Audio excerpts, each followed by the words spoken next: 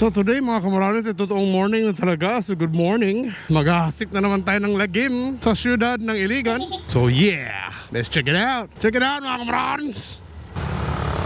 Alright. Wala akong chance dyan, 150. Raider 150. Astig.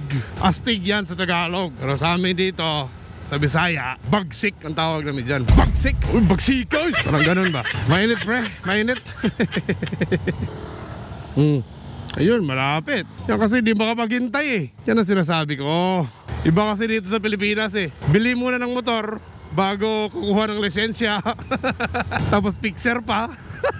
Only in the Philippines, man. So yung kanina, grabe ah. So yun ang sinasabi ko. Kahit matumal, hindi gagawin yan. Yung ganyan, delikado yan. Sinasabi yung ano niya, disgrasya na kami niya noon. May napuntang motor sa sasakyan namin kasi may gumawa ng ganyan. Yung hindi makapaghintay sa red light ba, shortcut na lang.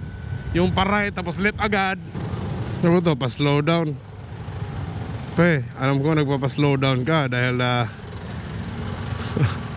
tinatime mo yung traffic light. Yan, sigurado to. Sigurado, straight to. Kill the time ng red light.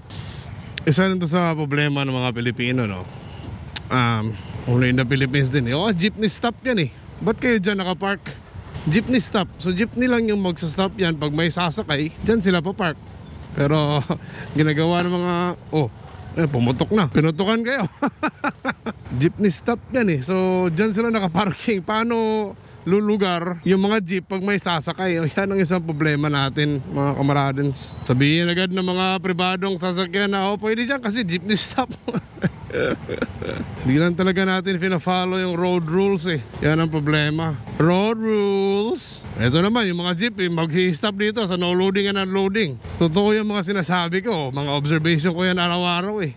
Ito na ba yung brother natin? No. Wait. Op!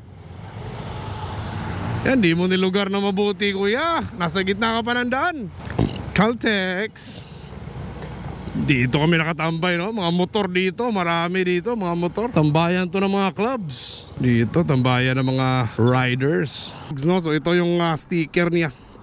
Medyo maliit nga lang siya sa kabila, pero Ox pa rin yung quality mga kamarades. Kung gusto nyo naman, this is slightly tawag dyan, yung budget meal kasi 300 pesos is 100 stickers.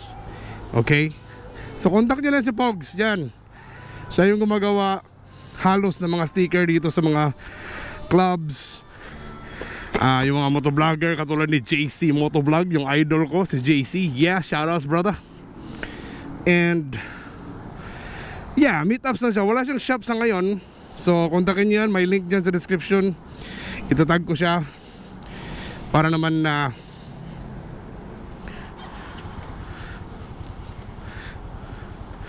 support natin yung mga small businesses tsaka local businesses dito sa Iligan, okay? Eto sa kanya sticker, maganda naman yung quality, mura pa at maramihang bigayan. Kung motovlogger kayo, maramihang bigayan, ox na ox. How much more if magnegosyo kayo, di ba? Negosyo yung negosyo nyo stickers, di ba? Paprint kayo ng 100 pieces sa ganong size at 3 pesos, no? 3 pesos yung puhunan. Tapos benta yun ng 5 pesos, 5 pesos, di may 200 kayo, di ba? Ox na yan mga kabraden. Starting business kung gusto nyo ng business na stickers. Yung design nyo yung design nyo na medyo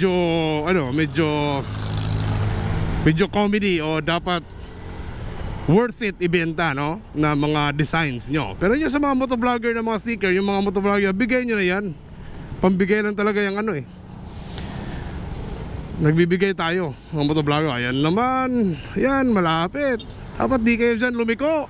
Wrong turn yan mga kamradans. Pawala, pero nasa tama naman yung isa, di ba? Yung dalawa yung mga kamote. Kung nakain nyo, chong, kamote kayo ha. You know, nagmanifest na yung mga sinasabi ko eh. Sabi sa inyo eh. Pakita ako sa Facebook nung naka dito, di biskut. Ha?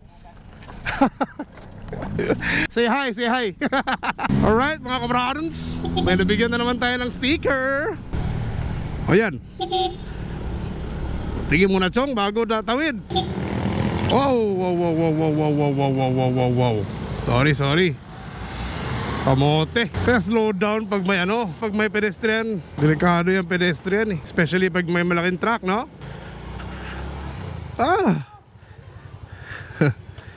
Guniti madam, guniti. Hey.